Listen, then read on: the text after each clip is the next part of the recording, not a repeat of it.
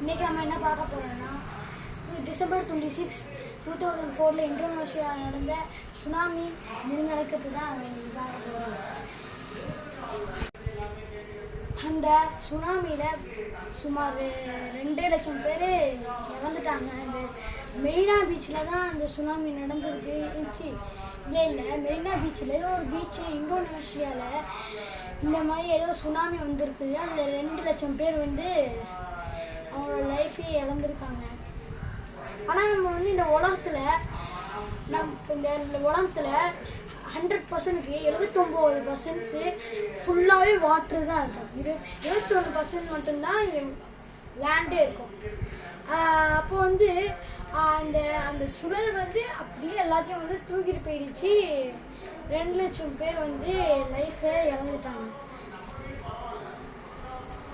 ஆனால் அந்த உப்பு தண்ணி தான் 97% உப்பு தண்ணி தான் இருக்குது. 3% தான் ஃப்ரெஷ் வாட்டரே இருக்குது இந்த உலகத்தில். 97% சால்ட் வாட்டர் தான். மிச்சது 3% தான் இந்த fresh water. Stop. Today we can going to see the tsunami came to Indonesia.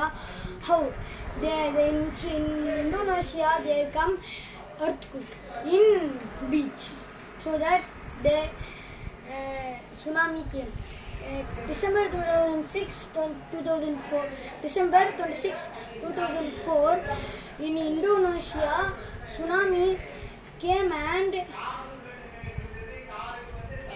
so that 2 lakhs people died. Stop.